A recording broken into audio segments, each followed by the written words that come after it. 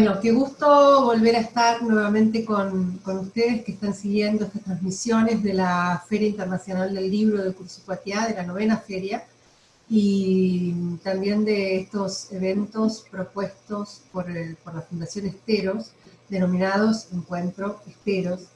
Una de las innovaciones de esta 9ª feria del libro de Curuzú es la edición de una colección que se llama Flor del Espinillo.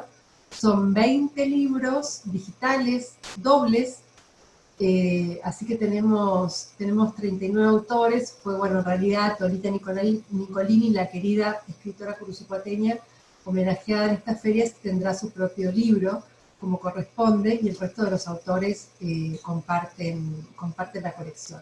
En esta ocasión vamos a presentar el ejemplar número 8 de la colección, que reúne a Viviana Bernal de Colombia y a Hussein Habash de Kurdistán. Es un poeta kurdo viviendo ahora en Alemania.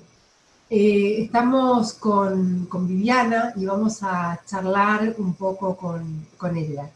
Hola Viviana, te doy la bienvenida al Encuentro Esteros y gracias por haber aceptado esta invitación nuestra. Hola Carolina y hola a quienes nos escuchan, a quienes nos acompañan. Gracias por este espacio, por este encuentro que en estos momentos sí que se vuelve más significativo, ¿no? Y claro, así es, así es. Yo quiero contarles, antes de empezar nuestra charla con Viviana Bernal, que hace un par de años cuando yo la conocí, cuando conocí primero sobre su nombre y luego la conocí a ella en persona, una de las cosas que me llamó la atención es no solo su poesía, sino su forma de vivir la poesía y trabajar por la poesía desde muy joven. Viviana tiene una fundación, la Fundación Pundarica, y también tiene una editorial que se llama Cuadernos Negros, que son unos libros bellísimos de portadas negras, tapas negras, donde ha publicado a muchísimos poetas. Así que Viviana, quería preguntarte, quería que nos cuentes a todos un poquito sobre la fundación y sobre la editorial, cómo surgió la idea, cuánto tiempo tiene, en fin, que nos des un poco de luz sobre ese tema.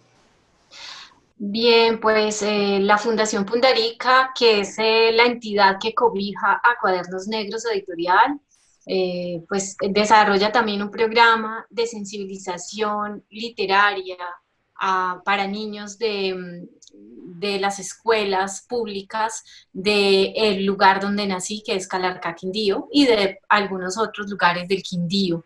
Este programa lo desarrollo desde que tenía 16 años, eh, como una forma de compartir lo que había sido a los 15 para mí, descubrir la literatura y darle un giro pues definitivo a mi existencia a partir del encuentro con la literatura, con los libros, con la poesía ya desde algo más, como más claro para mí, pues a través de la lectura. Entonces, está por un lado este programa y por otro, pues Cuadernos Negros Editorial, que está hace 14 años y que cuenta con un catálogo amplio de más de 100 títulos y de autores de diferentes lugares de Colombia y del mundo.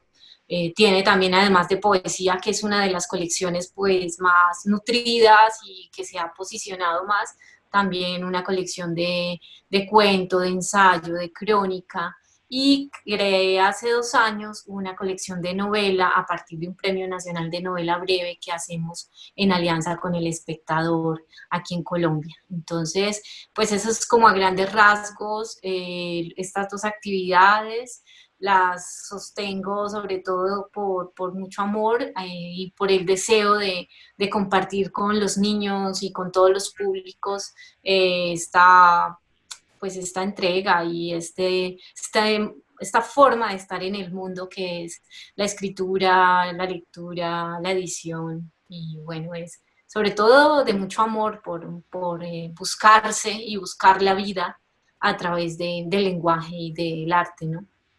Sí, claro. A mí me parece lindo contar este tipo de experiencias digamos, tiene y no que ver con una cuestión de género, ¿no? Porque en realidad, si vamos sí, a la cuestión de género, yo muchas veces escucho como mucha queja por parte de algunas mujeres y me parece que quedarse en lo enunciativo de la queja no alcanza. Y casos como el tuyo, una chica de 16 años abrió camino y pudo conseguir no solo tener un nombre, sino una colección de tanta, además de tanto renombre en Colombia, ¿no? Y con, bueno, con más de 100 títulos, como dice. Me parece que son casos muy inspiradores, sobre todo dentro de una disciplina como la poesía, como la literatura. Entonces, por eso perdón, por eso quería que justamente nos contaras, ¿no? Y, ¿cuáles son algunos autores que te acuerdes que publicaste? Y por qué no, si nos puedes compartir cómo es ese proceso de seducción, entre comillas, a los autores, mujeres y hombres, para que formen parte de esta colección, ¿no?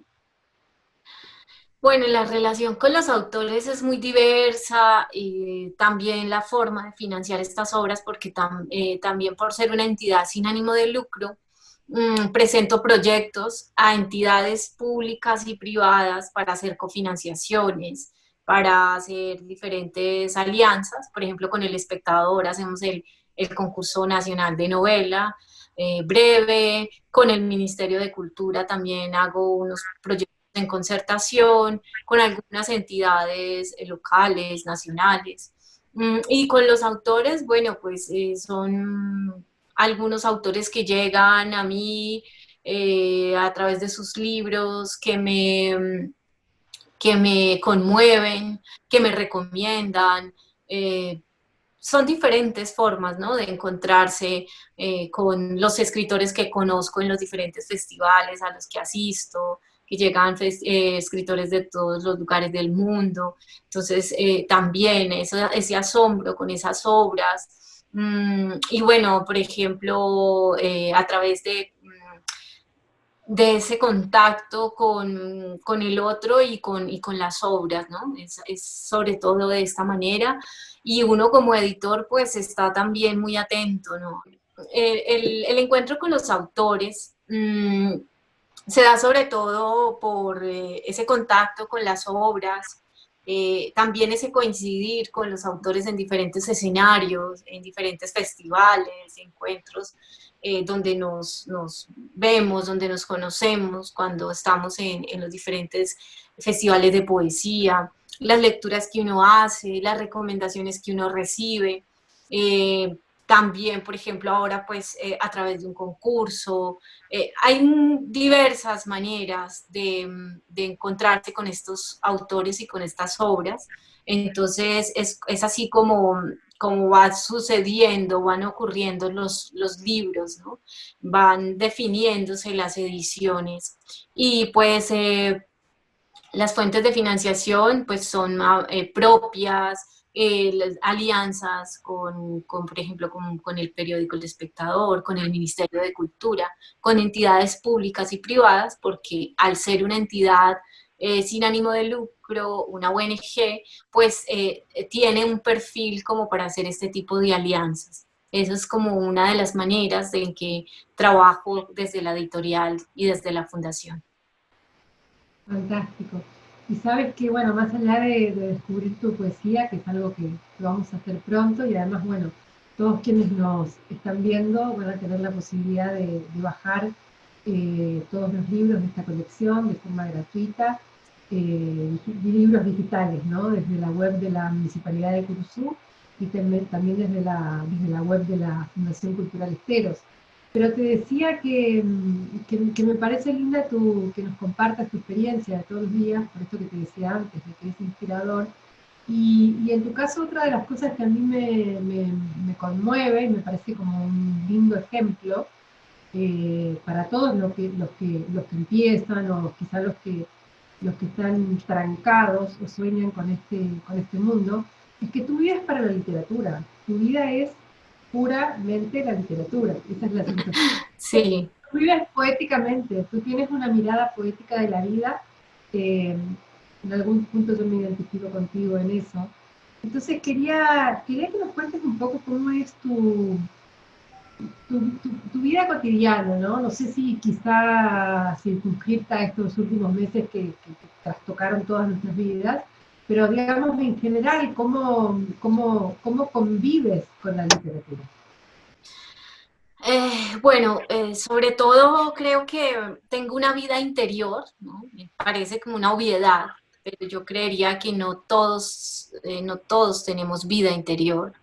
Entonces, en primer lugar, tengo vida interior y eso me permite estar en un estado permanente, ¿sí? Me permite entrar en un estado permanente de contemplación, de observación, ese darse cuenta de lo que ocurre dentro y fuera de uno, ¿no? En el ser y en el mundo.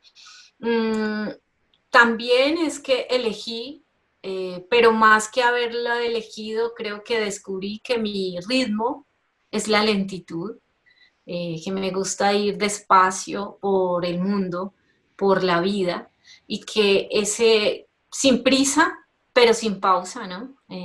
Voy avanzando, deteniéndome, pero continuando el camino, y entonces esto es, yo creo que esta es mi manera de permitirme la poesía. Entonces puede ser en la vida cotidiana, en medio de entregar informes, hacer proyectos, editar libros, trabajar con las bibliotecas, que en este momento estoy también trabajando como por primera vez me siento un poco empleada porque acepté un trabajo como coordinadora de una red de bibliotecas de la provincia donde vivo.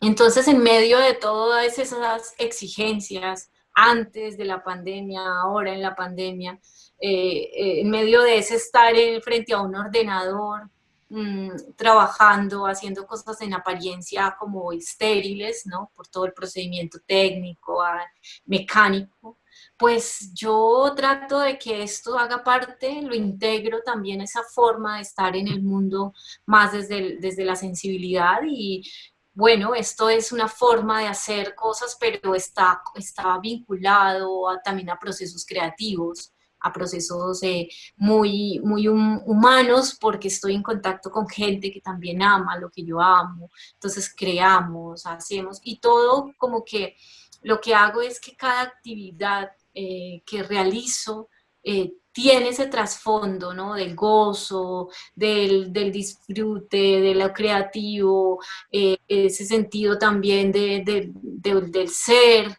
el trabajo que hago con niños, el trabajo que hago con la editorial, y siempre recordando esa parte esencial, ¿no? No olvidándome de que detrás de todo tiene que haber algo que se conmueva, algo que se dé cuenta, porque si no, entonces simplemente se vuelve un robot y no se entera de nada, no se entera ¿cuántas veces ha llovido desde que tú naciste, Carolina? ¿Cuántas veces ha llovido desde que yo nací?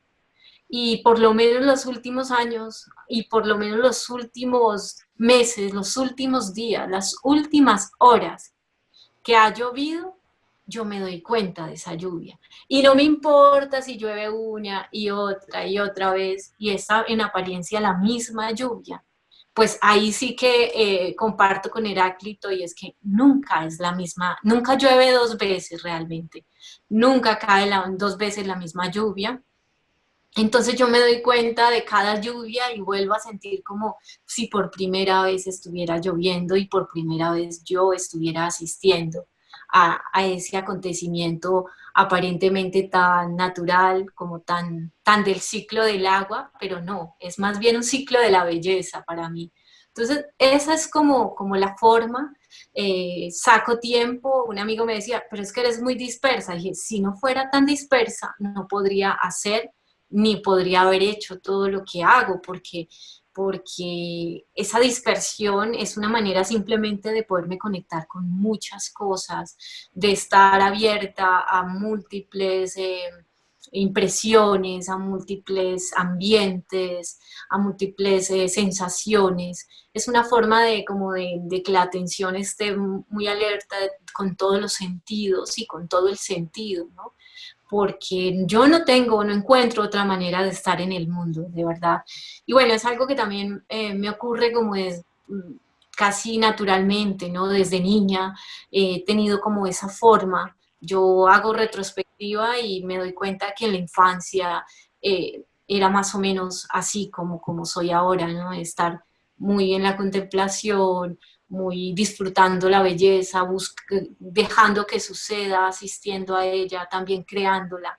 Entonces, yo creo que eso y no me veo, no quiero estar de otra manera, porque hay tanta belleza en todo, en lo más simple, en las cosas de la casa, cuando uno cocina, los olores de la comida, los colores de la comida, cuando, no sé, todo, si voy en un autobús y la gente que está en el autobús, algo me está diciendo, sus rostros, las imágenes que transitan por esa ventana, ¿no? Que parece es que el mundo está pasando por la ventana del autobús.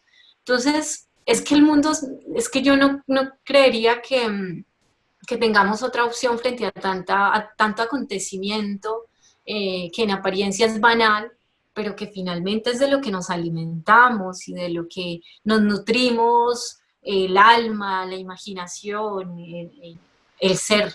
Es maravilloso la forma, no solo que lo vives, sino la forma en que lo transmites, ¿no? Yo pensaba que cualquier persona que tenga una pequeña inducción, o sea, aunque sea un paso fugaz por tu literatura, por tu poesía, puede darse cuenta de esa cadencia, de esa elección tuya, de que no es una cosa del azar, sino que hay una elección tuya de vivir la vida justamente con tu cadencia, con la lentitud, con la contemplación, con la cosa introspectiva. Y bueno, y queremos escucharte.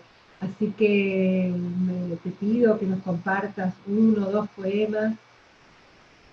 Bueno, mira, justamente y agregar que para mí es un gusto, me siento muy feliz de hacer parte de esta colección, de estos libros y pues de también estar tan bien acompañada por el poeta con quien compartimos este libro. Entonces, uno de estos poemas es Silencio.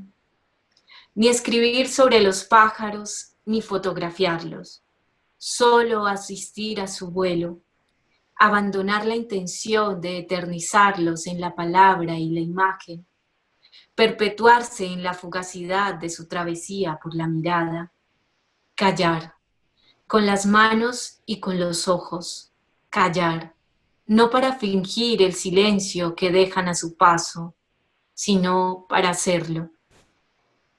Y a propósito de ir en un autobús, que no siempre uno está eufórico, ¿no? También están esos momentos de desasosiego, no todo es euforia todo el tiempo, ¿no?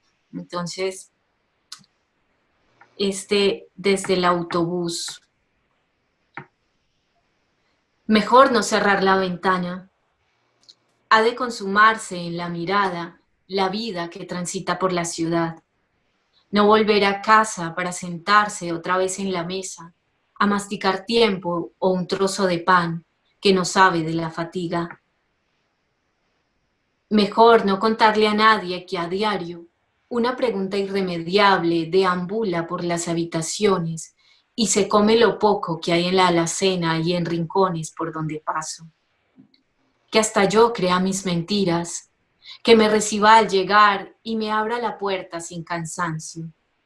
Mejor no cerrar la ventana y no regresar y quedarse y seguir mirando el mundo desde el autobús. Y bueno, yo creo que ya el resto para que lo lea quienes quieran en el libro o no. Sí, claro, sí, sí, sí. Yo estaba tentada de pedirte uno más, pero sí, eh, es lindo decir que, bueno, al armar esta colección, uno de los desafíos que tuve es tratar de que los poetas dialogaran entre sí la primera decisión que tomamos, que no tiene que ver con una cuestión de género, sino que tiene que ver con una cuestión de equilibrio desde la mirada, ¿no? Yo no creo en estas cuestiones de literatura femenina, pero en todo caso sí de una mirada más masculina o más femenina desde la condición de género que uno tenga o incluso que uno haya elegido, ¿no? Y bueno, me pareció muy interesante que compartieras con Hussein, que es un poeta de Kurdistán, pero muy inquieto, bueno, con una vida, digamos, complicada por su propia historia, por el lugar donde nació, por haber tenido que emigrar, y, y bueno, y hay en algún punto un contrapunto en este caso, así que me gusta mucho que compartan la colección. Y además otra característica que tiene esta colección es que tiene la misma cantidad de hombres y mujeres, que no es una cosa que al menos en los países que yo conozco pase, o en los festivales que frecuento, o en este tipo de encuentros, pasa a menudo, ¿no? Yo creo que el lugar nuestro, el lugar de nosotras, se construye por inclusión y no por exclusión.